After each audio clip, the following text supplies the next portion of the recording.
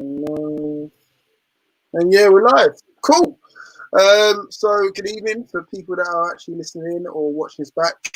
So me and Peter are just going to talk through. Well, we're going to talk about obviously contracts first before we get into the main part of it. So obviously that's the Villa game's been done. We drew with them, but now after that, some contracts have been extended, and there's some that haven't been extended. So we'll go through the ones that have been. Starting off with the big man, Andy Carroll, who's had a 1-year extension. What's your thoughts on that, Pete, first of all? There's a lot of question marks over it, and to be fair, I understand why. A lot of people have had their opinion on it. A lot of people don't see the value in it. If you'd have asked me in February, I would have said no. I wouldn't have seen the value in it. But for the thing that for me that it boils down to is if you look at his basic wage, what he's on, it's not a lot of money. You've got some under 23 players that are probably on a similar wage to him, and for what he's on and for what he can give you potentially, and we saw a little bit of that on Wednesday. It's a no-brainer really for another year. It won't affect us going out regardless of the regime and buying another striker anyway, which is exactly what we need. And I think the key to it, and I think Bruce has mentioned it time and time again, is that it's his effect around the club. He's a Geordie boy. He obviously wanted to come back to the club, and it's his effect around the players, around the dressing room, around the squad. And it's the fact that he's making a difference, and all of that together says to me, it's a good deal all around. I mean, you already just seen like the impact that he had in the previous game. Obviously, comes on, assists with Gale, and he's been doing that quite a few times this season. I think he didn't assist Shelby in one game.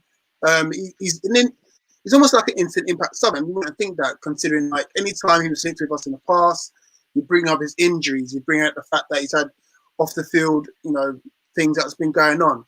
But since he's been here in his second stint, I've had nothing but good things to say about him. In fact, there's times where I thought he should start ahead of Joe Linton. Obviously, he's forked out a lot of money for Joe Linton, so he's got to start. But the impact that he has off the bench, and even sometimes starting, it's awesome. And there's people in the comment section saying that maybe they want Carroll and Gale to start up top together. What would be your thoughts on that, mate? Well, I mentioned in the previous chat after the Villa game that I think there'll be changes on Sunday. I think Bruce will make some changes for the game, and it would not surprise me at all if Carroll's one of them. It's his type of game, particularly with Fernandinho out now. The rest of those defenders can be bullied. And yes, they've got a fantastic team going forward, but Carroll is the type of player that could make a difference. Now, long term, for the next year, he will be an impact sub, and I think he's quite content with that. The fact that if he stays fit, he'll come on for the last 20 minutes, half an hour, and try and make an impact on the game. And I think he's happy with that, and I think the club's happy with that. And I think, deep down, I think the fans would be happy with that, providing he stays fit. I don't think with the injuries that he's had, and he's had some bad injuries, particularly with his ankles, I don't think he'll be that type of player that will be able to play 90 minutes week in, week out, sort of for the rest of his career. He'll have to be managed. I remember Ledley King was managed in a similar way with his knees. He only trained, I think, 2 or 3 days a week and then would play on a match day, but then eventually would only play sort of, certain games or would only play a certain amount of minutes. Andy Carroll, I think, will go the same way. Now, I mentioned earlier before we got on air that, we'd have some guests coming along, and one of them is here already. I knew we wouldn't stay long. We wouldn't stay by ourselves for long, Pete. We've got Lee joining us from Newcastle Fans TV. What's up going on, Lee? Not bad, Paul. How are you? Hey, Lee. Not bad, Pete. Good. Yeah, good, thank you. How are you? Meet Lee, meet Pete. I am roasting. I've been to the beach today. I've been to South Shield. So, I'm a bit red, as you can probably tell. You're lucky man. You're lucky man. I've enjoyed the weather. Lee, we were just talking about the Andy Carroll situation. Obviously, as you know, you've done a video on him yourself about he's signing a 1-year deal. What's your thoughts on the whole situation? I'm happy with it as long as we get rid of Gale and Mutu and strengthen the strikers. I think Andy Carroll, it just makes sense. I think, as I've mentioned on our channel, is that totally different option on the bench, and he has, as you've seen with the Villa game, changed the game. You've got Dwight Gale in. Dwight Gale scores. Early on the season, Sheffield United, when he started his only game, for me, he was man of the match, when we won 2-0. And against Chelsea, when he came off the bench, he should have had a penalty when Lee Mason didn't give it. But obviously, luckily, we ran out winners with Hayden's last-minute winner. So I think it's a great option off the bench. I don't think he's going to get you 5 to 10 goals. I don't think he's that player anymore. However, against Manchester City, for example, this weekend, he'd be brilliant to bully their defence because they're vulnerable now, the wounded. Get Andy Carroll onto their makeshift centre-backs for me. I think it's a good move as long as we get another striker in and Joe Linton has that competition next season. I agree, 100%. I said something similar just before you came on about Carroll and bullying the Man City defence. I think it's a perfect opportunity for him to do that. And I agree with you with Dwight Gale as well, and Mutu. I think actually Gale scoring midweek is actually a positive for us because he still holds some value in terms of a transfer.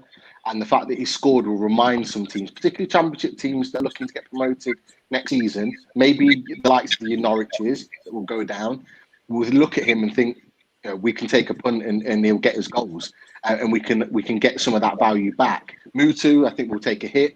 I think everyone's quite clear on that. £9.5 million is a lot of money, and I don't think we'll get maybe even half of that back. But sometimes you've got to take the hit in order to sort of replenish your squad in the right way, and we definitely need to do that up top. I totally agree with what Pete just said there. I mean, Dwight Gale, when he scored, he didn't know how to celebrate. He was like, "Oh, I've scored! What's happened?" Yeah, he was actually swearing. He was going mad. It looked like he was annoyed with someone, but I think his body language didn't look great. It didn't look great. Yeah.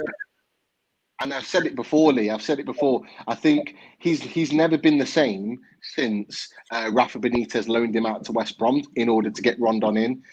I think he's held a grudge against the club on the back of that, and I think he's never been the same since. And even when he came back, the pre-season at the beginning of this season, he didn't look like he wanted to be here. He really didn't. And I think if it had had a clear-cut opportunity to leave, I think he'd have gone. And I think he's been sort of forced to stay because no one's really plucked up the money to sign him, and that's why I think he'll go in the summer. Yeah, I think he'll go as well.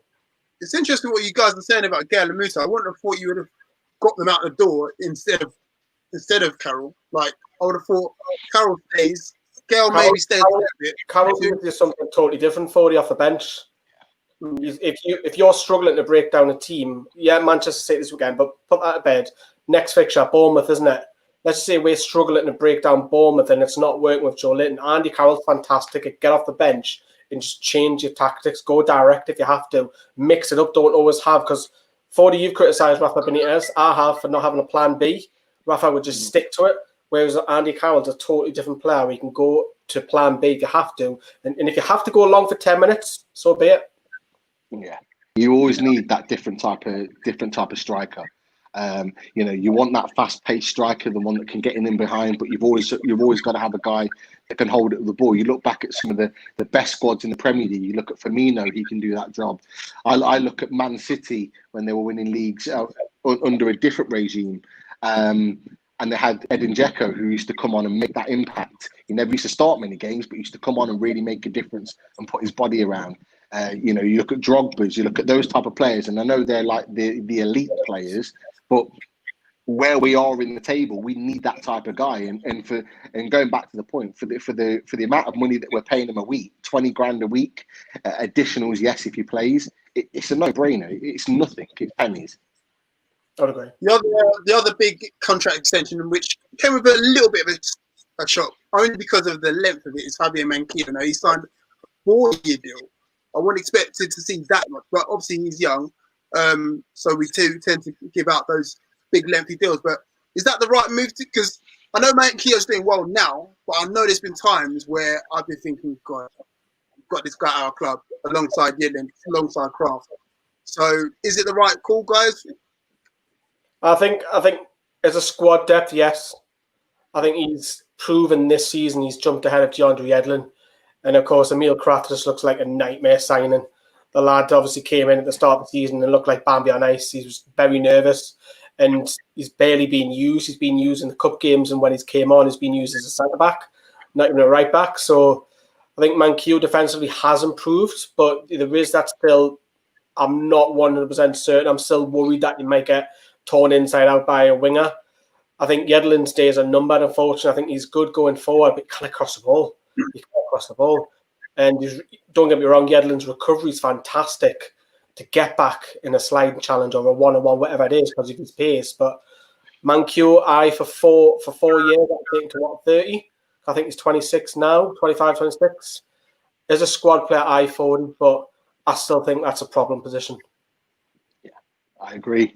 I feel sorry for Kraft because I think he's been thrown into the lions then, so to speak. And I personally think that he was told that if he signed for us, he'd be fighting with one other right back and not two.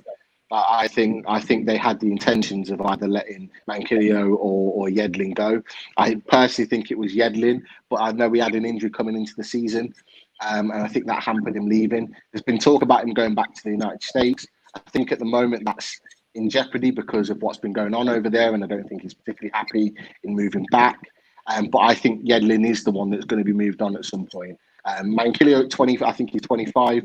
A 4-year deal is not an issue for me because he'll either stay out his 4 years and be a squad player, because I think we will get an elite right back who is the number one choice, but you don't mind him being a squad player because he can do a job, and he's proved that already this season. And I think eventually Kraft will get sold on. He'll get moved on. He'll probably go on loan back to France for a season. That's just my opinion. Fair enough. And with that, it comes. By the way, I can see Lee's cackling all the way on the back as well. Without fail, every stream. I tried to keep a straight face, but I knew you was cracking up. I was thinking, oh, here we go. And then obviously out the door, we've seen a couple of departures, some good, some not so good. Jack Cole back, which I don't know what category you put him in. Most would probably put as in good, because he's been draining our resources for a while now, and good for his career as well. Jamie Sterry, obviously a local lad, but the other one that's come out more recently is Rob Elliott. As you know, Lee, he's local up there now. He's part of the furniture up there, isn't it? But the competition got to him a lot, didn't it? Because what we've got, obviously, Dubravka ahead of him, Woodman, Darlow, and then obviously Rob Elliott. And he's 34, 35 now, so probably time for him to move on. Yeah, it's a shame for him. He lives front on the colour coats, literally next to the beach. He's moved his mum up here as well. So he clearly loves it up here, and he's been there 9 years. He'd probably keep that house on, maybe have it as a second home, perhaps. But like I say over hours, I think it wouldn't surprise me if he stays in the Northeast. If he drops the level to the Championship, well, that's a power stay up. And I could even see him potentially going to Sunderland and being first choice there for a couple of years because he's 34. So long serving, got Player of the Year, remember, for one of the seasons, 2016, I think it was. So he's not a bad goalkeeper. I just think he's too on a similar kind of level with Darlow. And that's why Rafa Benitez tried to get Dubravka, got him. Dubravka's obviously went up another level, and that made the competition a lot more fierce. And if you can't get ahead of Carl Darlow, I think it's the right decision. Although he's been a great servant for 9 years. Hasn't he got a coach as well, wasn't he? So he's got more of a reason to stay there. Sorry, Pete, I'll let you. Oh no, yeah. For me, I've not got a bad word to say about Rob Elliott. I think he's been a good signing for the club. He's made some fantastic saves and had some fantastic games for us, and kept us in some games we had no right to be in at times. And what I love about him is that he's, like you said, he's invested in the Northeast. He loves the place. He's had children there, and they've grown up as Geordies, and I love how he talks about the city and the region. You just can't. he's stayed there and he's stuck in, and he's always gave it 100%. I've just got nothing but respect for him. So he's definitely one that that you can say, you're welcome back at any time. He's also got that elite coaching as well that he's got up here as well with Richie, Gale, and Dummett, isn't it? Yeah, that's what I was alluding to. So yeah, he's got more of a reason to stay up there. Obviously, got his home there, his kids are from there. He's also got a vested interest in there as well. So I wouldn't want to see him go too far. Plus, he's a nice guy, isn't he? So a fair placement for the future. Before we get on to like the main talking point, I want to read out this comment from Sam. You know him very well, Lee. He said, "Fordy and Pete, settle debate between me and Lee. Who's better, Lejeune or Clark?" Interesting. I'll let you go first, Pete. Who's better? I think in terms of overall quality, I will go with Lejeune. But you've also got a case for Clark. Clark's not your sort of like your flamboyant centre back. He's very much like he'll get stuck in and get dirty, he'll win headers. But if you're looking at impact on the game over a course of a season, Clark's got an argument there because he scores goals, he creates chances. It's a difficult one, but I'll probably just go Lejeune. I think he just edges it for me.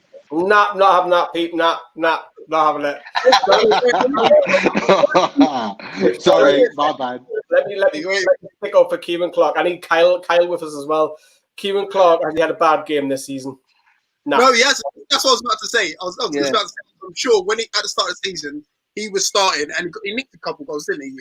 Yeah, he has. If you look at Flaming Lejeune now, he's fifth choice centre back. So how can Flaming Lejeune be better than Kieran Clark when Kieran Clark's ahead of him in the pecking order? Yes, I know he's got his injury problems. Flaming Lejeune cost with a game against Leicester, in my opinion, when he was very sloppy for the first 2 goals, and then we're 2-0 down after 20 minutes. You think, oh, great. But I do feel he was overplayed in December when he did come back. 100%. But that's also the player's fault and also the manager's fault for that. But in terms of this season to Kieran Clark, I'll probably agree overall, since the both spells, probably Lejeune shades it. But Flaming Lejeune's too injury prone for me. Yeah, you're right. You're right. That's a point, obviously, against Everton. I mean, those were 2 decent goals as well. Yeah. I mean, he's not going to do that week in, week out, though. Leaves Kieran Clark. I mean, look, we're all of the similar age, and we all remember the days where we never had any decent centre halves. Now we've got 5, actually 6, if we include Dummett. So we've just got to embrace it how it is, isn't it? I mean, I'm more siding with Lejeune. I know you're saying Clark, Lee, but again, so I always go by form. Yeah. Okay.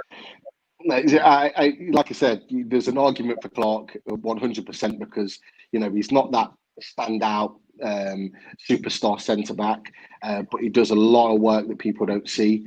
And actually, you're right. Since he's been at the club, because the one thing that was sort of labelled with him when Rafa signed him, is that he's always got a mistake in him.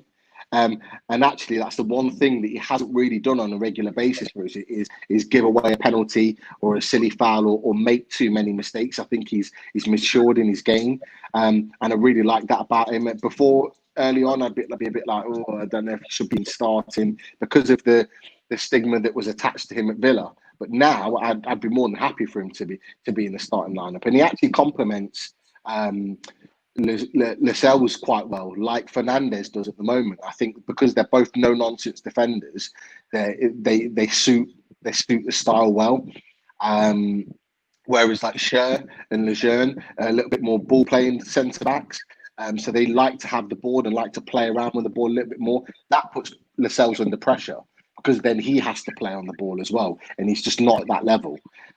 So he likes that no-nonsense next to him. So that's why the partnerships work quite well. So like I said, it's a hard one. I purely went for Lejeune based on his performances, obviously before his major injuries, because he was the standout centre back. But you're right in your argument with regards to where he's at now. With form, so Dwight Gale scores. Yeah. Dwight Gale doesn't start, you'll feel very hard done by. Andy Carroll was an impact player. You know, I'd rather have them ahead of Joe Linton because they've done something that they merited that. So that's the way I go on. Clark Holloway, come on, Kieran. Well, Sam called you an intelligent guy, and I'm sure he's going to call me an intelligent guy for going on the Zoom. So sorry, Lee. 2 against 1. I'm just going to go back one more just to talk about contract situations, and one that's it's been dragging on for a while now. Matty Longstaff. Now, when are we going to sign this guy down? Because otherwise, it's got this kind of, although it didn't go the same way, but Michael Carrick situation where we lost out on a really good central midfielder. He's going to end up down south or abroad somewhere, and he could be playing with us for the rest of his career. But we just need to sort ourselves out. What do you think making the situation, Lee? I think it's better news. He signed that short-term contract. I think that's a positive because that, for me, hasn't closed the door on him staying. He's like, okay, I could stay a little bit longer there's something obviously stopping the process. And 20k, if it is rumoured to be that, is a hell of a wage. But I hope he doesn't leave for money. Although I think that's a great offer if it is true that it is 20k that he's being offered. But I hope he doesn't leave for money. I hope he leaves because he's a Geordie lad. He's only just got there. And remember, he's not first team regular yet. He's still a squad player. He's still got a long, long way to get ahead of your regulars like Hayden and Shelby for me. I'm still a little bit concerned. I am, but I'm in a better position now. He's signed that shorter term contract, and he was at the game the other day, and he was appearing inside the stadium. So fingers crossed. From my point of view, I think he's holding out for one thing, and that's the takeover. I think I honestly do. He doesn't like that word. This takeover thing. Oh gosh. Go on, I'm sorry. Was that not allowed? Is it no, go for it. Positive heat again, bro. No, I'm being honest. This has been my opinion now since April, since the Company's House documents came out. I've been at the mindset that this is going to the wire. It's going down to based on whether the takeover goes through. The takeover goes through. That'll be one of the first things that the new regime will do is offer him a new contract. He wants to see what's happening. He's playing it smart from his point of view because it's a win-win for him in one sense. Because if the takeover happens, they're going to give him the deal that he wants, and he's going to stay at his hometown club and he's going to play for Newcastle, which ultimately is what he wants. But if it doesn't go through, he's going to be leaving a regime that's on its knees at the moment, and he will go to Udinese, probably end up at loan at Watford or wherever, and be on a decent amount of money, and potentially, if they stay up, which Watford I think they will, be playing Premiership football, and he'll be a regular in that centre midfield because they need someone like him. So it's a win-win for him in that sense, but he ultimately does want to stay at the club. I honestly believe that. And he's, like I say, he's waiting for that one thing to happen, like we all are. Okay.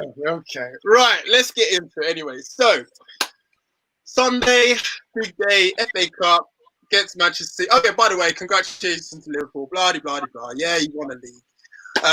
But that doesn't mean it's good for us. I know. It's not good for us because Man City are going to come to us pissed. I mean, you see the way Kevin De Bruyne is whipping 45-yard free kicks and all the rest of it.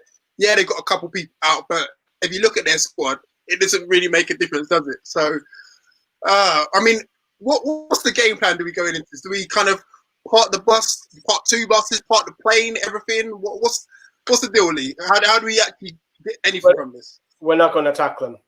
No, I think it'll be quite similar to the first game earlier on the season where we drew 2-2, where we'll not park the bus as such. I think we'll play on the counter instead, even though we're the home side. Look, it's a massive task. We've got now to lose, and we're in for a very difficult afternoon, unfortunately, despite, because at the moment what I'm worried about is just being a one-man team to Alan City maximum. We need other players to start producing as well. Miggy will start doing it on a regular basis, Joe Linton or Andy Carroll, whoever starts. The ball can't keep going through Alan City maximum, because if they get 2 men on them, they've won the game. We're not going to score. So I expect City to win. Unfortunately, I don't want to be too negative. I'll be negative Lee. Pete can be positive Pete, but I think Manchester City will win this one, unfortunately. I'd love to be proved wrong, though. Yeah. Go on, positive Pete. Go on, give us some positivity. Go on. No, it's the positivity is that we stay in the game for as long as we possibly can.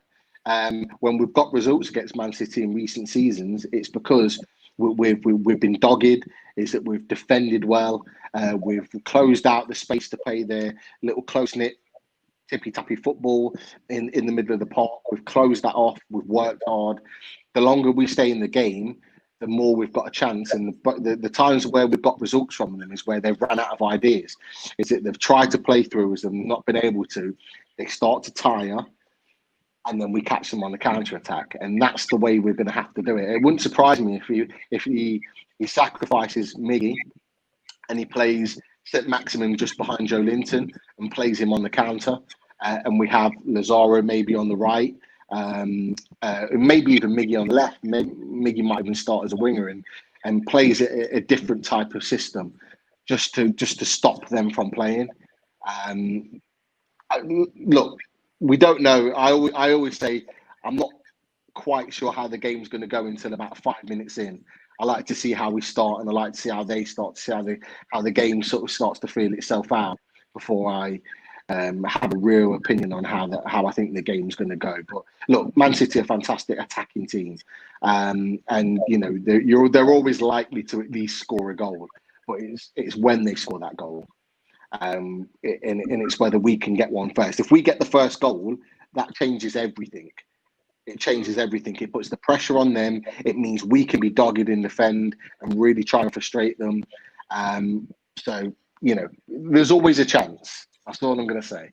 There's always a chance. There's always a chance. I mean, obviously, they've got a couple of people out. Fernandinho obviously got the red card. They missed his next game, which he obviously gets out. Aguero.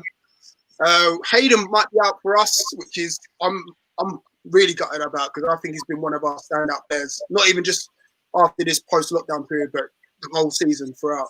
And then Rich could be out as well. So it's tough in that sense as well. It's tough already, but again, without your main defensive midfielder, without Matt Ritchie, and again, like you said, Lee, like we rely very heavily on ASM, too heavily, in fact. I would like to see, you know what my thoughts on Miggy is. I love him, but at the same time, I need to see a bit more. What's the game plan? Because again, I know, going back to Rafa, if it's not Rafa, we have no plan B. I would like to see Miggy go out on the right, assuming Richie's still fit, and give Alan St. Maximin more central role. Because I think Miggy will do your dog work. Alan St. Maximin won't do all of that. So if Miggy was to be put out on the right, yes, I know he doesn't like it, but then it frees up Alan St. Maximin to do whatever he wants. Go and play. Go and do your thing. Go past one or two players, win with the odd free kick on the round the edge or out wide or whatever. Because I think realistically, our only real threat is going to be possibly set piece, or worst case scenario, we get them to penalties. Because there's no extra time. It's straight to penalties. If we can draw the game, that's a lottery. It's anyone's that, isn't it? So, but I think the game plan, I agree with Pete, it's going to be very counter-attacking. I expect Manchester City to have 70% of the ball, and we'll try and counter. That's look, we've got nothing to lose. I do sound negative, but we've got nothing to lose here. We're not expecting to win this game. So it's all on Manchester City. You might say they're a wounded animal, but then again, when they hurt, let's hurt them again. Let's pile on more misery. Manchester City season's not over yet. They've still got the FA Cup and the Champions League, so they've still got a lot to play for. So if they get through the FA Cup, they could effectively play a lot of reserves for the rest of the season for the league and more focus on the Champions League towards the end. But fingers crossed. But it's a big ask. It wouldn't surprise me to see us play 5 at the back, and I said that on Wednesday. It wouldn't surprise me to see that for the first time. It was interesting before the Sheffield United game that Bruce made a comment about the fact that we've got 2 styles or 2 formations that we can play and we're comfortable with. And for someone that was so adamant that he didn't want to have 2 formations, that he wanted to play the 4-4-2, the fact that he mentioned that made me think that he's planning to play that formation at some point, and it would make sense that it was Sunday. There is quite a few suggestions that we go with 5. I mean, that was back in the Rafa days. Now Bruce has got his identity. Well, I was about to say back, but his first time to come of it. Would you suggest bringing in like the likes of Geordie, Carroll, Darlow? Or we change up that? Got to play Dubravka. I think you've got to, if you haven't any friends. I could see 1 or 2 like Carroll I've mentioned coming in for Joe Linton, and maybe centre midfield if Hayden's not there. Maybe Fabian Schär. I don't think it'd be more than 2 or 3 though forward. I think Bruce will want to go with a stronger side. I think Manchester City will have more changes than us. Yeah, we cannot play Carl Darlow. I know that he's played in some of the FA Cup games and Bruce has gone with him. But look, Fordy knows my opinion on Carl Darlow. I don't need to go into details about Carl Darlow. But when you've got a quality keeper like Dubravka, one of the best keepers in the Premier League, you have to play him. And if he's fit, he plays. It's as simple as that. I don't care what game. I'm one of those guys. If you've got a quality goalkeeper there, you play him in every game. It's as simple as that. If there's an injury or a suspension, fair enough, your understudy comes in. But he has to play this game. Man City will punish Darlow if he starts on Sunday. Okay, I'm gonna have to go. I'm gonna push you for some predictions, some scoreline predictions. What we're going with, Lee? Start with you. I think Man City will win 3-0. 3-0. Yeah, I think they've got too much for it. I think our little run since coming out of lockdown has been good. 4 points from 6. I just think Manchester City are wounded and they'll come back, and it wouldn't surprise me going 0-0 at half time, but I think City will come out in the blocks with the quality that they've got. Even if they've got a rotated side, I think they'll win quite easily second half. Sorry. Yeah. Go on then, Pete. Come on, please. I want to do some positive. I don't think I'm going to be too positive with this one. I'm sorry. I think we're gonna lose, but I think it'll be 2-1. I think it'll be 2-1. I think we'll score. It wouldn't surprise me if we get the first goal, and it wouldn't surprise me if we get it early on, maybe in the first half, which is not like us. We don't tend to score in the first half very often. But then they come back and really sort of put us to the sword after that. So yeah, I think it'll be cagey at times for both teams because there's so much riding on it. Certainly from Man City's point of view, I think they'll start cagey. But I think their quality will tell in the end. Oh God! I mean, I've got some positive people in the comment section. I think Jonathan said City had a nightmare run of games before they played us in November. They were lethargic and they showed no urgency in the 2-2 draw. I'm expecting a different City on Sunday. It will be a long day. So I think that's positive/negative. I mean, how can we go back to the game where we beat them? Like, what's the difference between us now under Bruce and then them under Rafa? Like, how can we go back to that to get a positive result? Because I don't want to see us get thumped 4-0 or 3-0 or whatever. I've got to take something from it. Come on, guys. I might be the only positive out of you two. Go on, Lee. I'm just laughing at him. I think it's just the sun's got me, to be honest. I think you cannot play them off the pitch. You cannot. They've got better quality, so you cannot do that. No, I'm not saying playing off the pitch. I'm just saying at least like hang in there, just like. That's all you can hope for. That's all you can. We're going to be in our own box for long periods, and that's why I think trying to get the odd set piece free kick from out wide, corners to try and take advantage. And I bet Bruce has worked on that this week on the training pitch. I guarantee you, he's worked hard on the set pieces this week because he knows that in terms of quality, Manchester City will blow apart. But we have to be fight as Chris Kamara would say, fight like beavers. We've got him. Look, it's a huge ask, but that's the only way we can set pieces or the odd counter-attack goal and defend like we're proper really heavily. Everyone's like 9s and 10s. That's only the way. Anything? I think the difference is going into this Sunday is mentality. I think last season under Rafa and even the previous season when we lost, and I think it was only 1-0, but they scored. I think Raheem Sterling scored just before half time or in the first half, and we pushed them at the end of that game, and we nearly got an equaliser.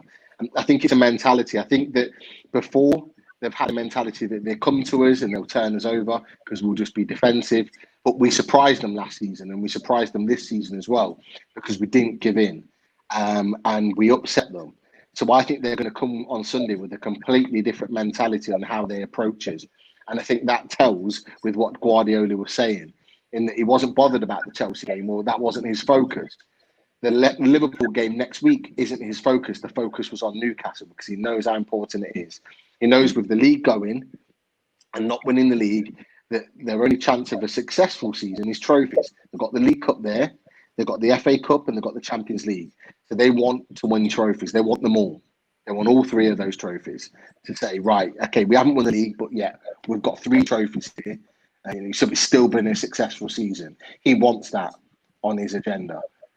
So I think that's the difference, is that they'll be focused, they'll be on it, which is why the likes of Foden's been rested, the likes of Gabriel Jesus was on the bench and only came on later on, in that he's keeping them guys fresh because he wants them kicking on. I think Bernardo Silva wasn't playing either. He'll come into the team, so they're coming in with quality, no doubt. I'm starting to ignore you two because you two are too negative to me, man. I'm listening. Look. When we talk about Bournemouth, it'll be a different Pete. Look, it'll be a different Pete. Look, come on, we're playing against Guardiola, who is one of the best managers out there, and we're playing against a team that, yes, they are wounded, but they're still one of the best Premier League teams that we've seen in a long time, and you can't underestimate that. No matter how positive you want to be, you can't. You just don't know what to expect. Okay, I'm going to just read out a couple more comments before we go into one more subject. So Shay saying, start Kyle to drag defenders around, give Joe 20 to 30 minutes against high defenders on the counter. I'm not too sure about that. I mean, I think it'll be the other way around. Andrew said, I'll start Kyle, then maybe bring Gale on. So people are still siding with Gale. Gary's saying, we need the crowd there to keep our players honest and push us. Obviously, we can't do that, unfortunately, unless we've got some crazy Geordies climbing over the barriers, but I don't want to encourage that. Cornflake saying it will show how much effect Bruce has on the squad. Will they show fight without the crowd to push them on? And then Gary saying, again, and our big self-motivating players are carrying injuries. So, yeah, the last subject, Pete loves this subject. The T word. The T word. Lee, we haven't had you on there for a while, obviously with Pete as well. Pete's Mr. Positivity. He thinks it's going to happen. We're going to get funnels of money. Lucky Fumbi's not in there because he'll reel you off a list of who we're signing tomorrow. But Lee, talk me through this, bro. When is this going to happen? If it's going to happen. I wish it would hurry up because it's taking too long. We all are very excited, weren't we, over the first couple of weeks, so we thought it would be done a week or two after that. But we're in, the 11th? We're approaching the 11th week now. I'm glad I didn't get Mbappe on the back of my shirt. I'm sorry, I'm just saying. That's not going to happen, unfortunately, all these big name signings, because although financial fair play, we're in a much better position than what we have been in the last few years. We might get a better, higher caliber player, but we're not going to get world stars just yet if that was to happen. But I'm still optimistic, because if it didn't happen, we would have heard by now. I think that's the way I'm trying to spin it back around. If there's something that was stopping it, we would have heard by now. The wind would have got out. But it seems to be all down to piracy still at the moment. We've seen it with the Saudis have blocked dodgy streams back in their country now with the IP addresses and stuff. It's a start. Will it please the Premier League? I don't know. Do they need to do more? Probably. Are they going to offer refunds for the legal streaming? They're saying they're not involved in that. I think that's all it's down to. I think if they can just get that measured out and possibly even bid for the Premier League rights themselves, that might be a little bit more, keep the Premier League happy. Because at the end of the day, if it brings money into the Premier League, they're going to be happy. 100%. I agree with you. I think I know I know it's going to happen. I've always been confident, like I say, since April, it's going to happen. There's been obviously things that have stopped it from being announced sooner, the piracy being one of the things. I know there was the human rights to begin with that was the big issue. I don't think that's an issue right now. It is the piracy. In my opinion, I think they're trying to organise some sort of deal with the piracy. Obviously, you see the fact that they're already shut down 230 odd illegal stream websites. They wouldn't be doing that if they didn't know that this was going through. So the Saudi government would not be going to these lengths if they didn't feel that this deal was going through. They wouldn't be making this sort of effort. It's as simple as that. And ultimately, the Premier League would have turned it down by now. They've had opportunities with all the negative press that's been going out in the last month to come out and just stop it there and then, and they haven't. And the reason is because they want the Saudis in. The Saudis are going to bring a lot of money, like Lee said, to the Premier League. And ultimately, the end game is that in 2021, when the rights come up for the Premier League again, they will beat Qatar to that deal. And then that stops everything there. They'll have the rights. They'll be able to legally stream it in the country, and therefore the piracy is done with. So I think that's what they're trying to arrange now, is whether they can arrange the Saudi Arabian as a country to play the Newcastle games for now, for the next year or so. Is there an agreement in place with beIN? I think that's what they're trying to arrange at the moment. Just my opinion. And I think that process won't be easy, because beIN in Qatar won't be exactly forthcoming with that. I think they're going to want certain things put on the table to make sure that they agree to it. And Saudi will probably have to pay above market value to make that happen. And I think that's what they're doing at the moment. So you can't put a timeline on it. It could be Monday. It could be, the 4th of July, as people have been talking about, with the restrictions coming down and that being released on that day, so we can go out and celebrate Mike Ashley no longer being owner of the club. There's all this stuff. Or it could be at the end of the season. So it then gives them the sort of the pre-season to be able to buy players and really put their stamp on the club. Who knows? But I know it's going to happen at some point. I just want to be proven wrong, man. I don't know. Is this air of kind of, it's happening again. Mandy Staveley's involved again. It's happened about 15 different times. Peter Kenyon, Vince McMahon, some other guy, your local Bob Builder guy. Like, it just, I don't know. I ask so many questions, like, why is it taking so long? Why does it just get announced just like that? Boom, it's happened. Rather than this whole dragging on, carry on sort of nonsense. Don't you agree, Lee? I mean, you've been it before, isn't it? I cannot wait until you get called the plastic Geordie, that you just started supporting Newcastle. Like, what's that accent you've got there? No. I've got receipts for when I was with these guys. Bad time. Not you've got the YouTube video just go. You'll be like, they go. I'm a real fan. I was in the stadium, 4 tickets, everything, shirts, the lot. Oh man, I'm sure I'll probably get it regardless. I always get it. Like, why do you support Newcastle? You could support anyone. Look, guys, it is what it is. I mean, it is what it is. Johnny's asked a question. Shout out Johnny from Newcastle Fans TV. Who's been the best outfield player this season, in your opinion, lads? That's a good question. I mean, for me, Johnny, you already know my opinion, Johnny. I mean, we don't want to have to go back and forth. Remember Crystal Palace? Yeah, St. Maximin. Lee says St. Maximin. Pete, what are you saying? Yeah, St. Maximin for me. He's, there was a lot of negativity around the signing. Not from Newcastle fans, but just in the deal in general. It started from Patrick Vieira, because Patrick Vieira tried to get more out of him at Nice.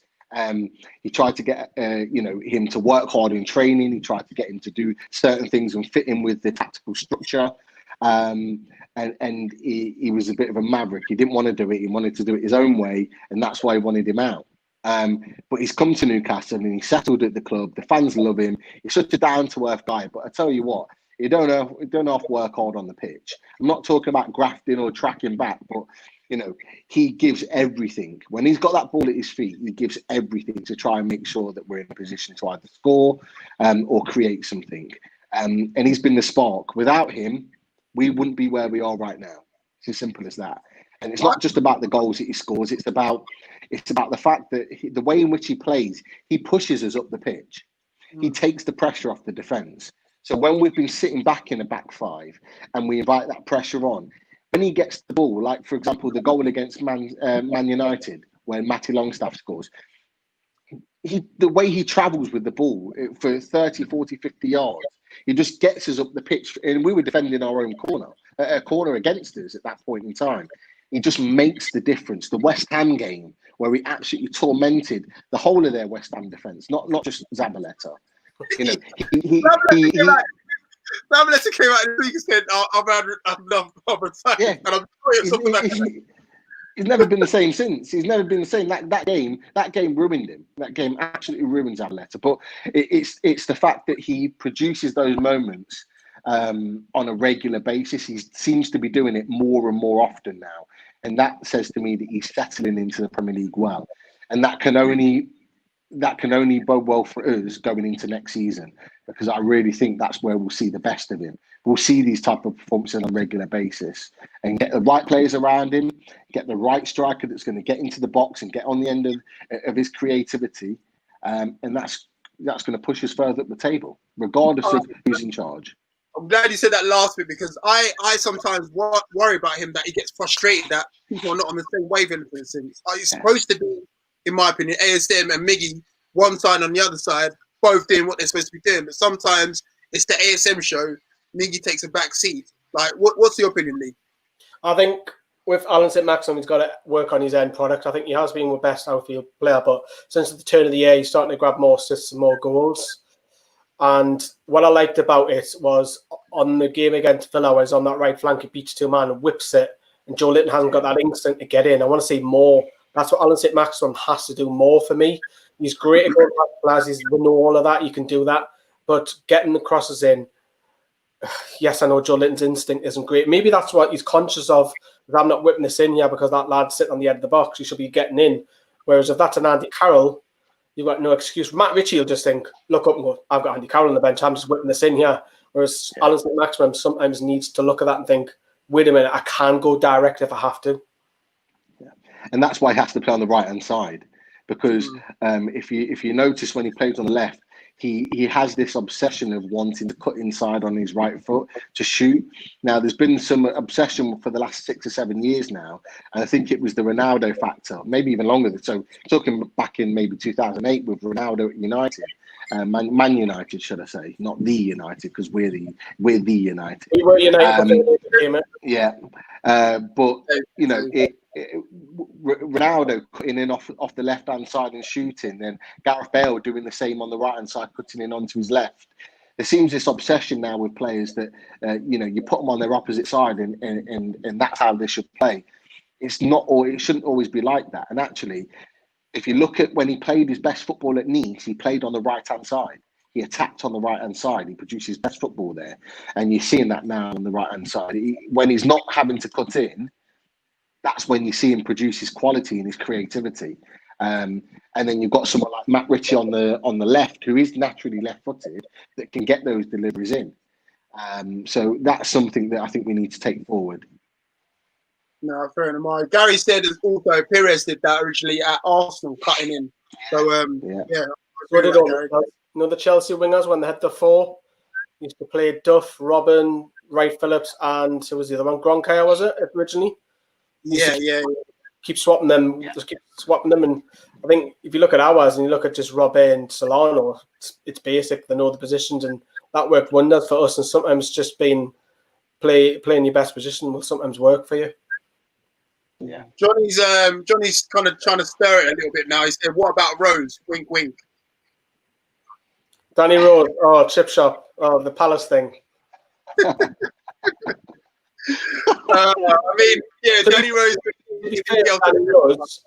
Danny Rose had a much better game. I think that's probably up there with his best game so far. I still think we've got another year or two to go, hopefully. But that was probably Danny Rose's best game in the Newcastle shirt against Villa.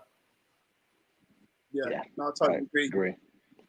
And I said on Wednesday, if he performs like that, if he keeps performing like that, getting him on a cut price deal, which I know Spurs want rid of him and they want him off the wage bill.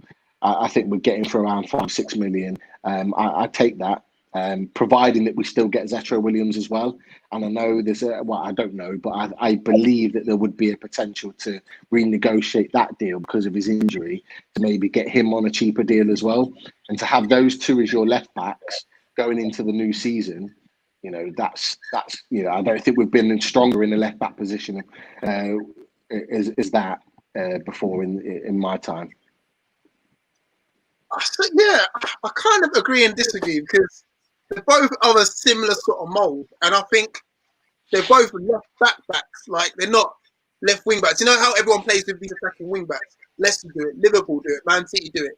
It would be nice for me to have a bit of variety. I know Jetro can get forward, but it's a bit slow at getting back. So maybe one of them needs to. I don't know. It's one of the other, Geordie. It's one of the other for me. They're not going to sign both of them.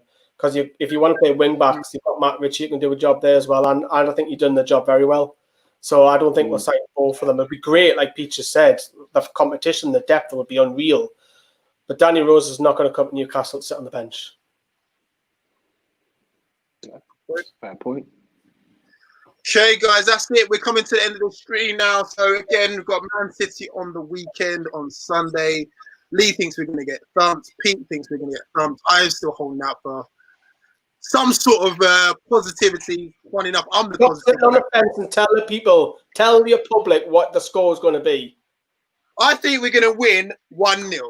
Okay? Wow. And when we do, I'm going to have you two both on there, and I want apologies from both of you two. If we don't, I expect Rude Hullet back on NFTV. I'll give you Rude Hullet, St. Maximin, and a guest. A special guest as well. How about that? Oh, I look forward to it. Look, Fordy, I'm more than happy to be proved wrong. I'm quite happy to apologise to on Sunday after the game. So I hope I am apologising to you. I've got to be honest. I hope so too. Fingers crossed, eh? Anyway, guys, thanks for listening, and we'll see you guys on Sunday after the game. Peace. Cheers, guys.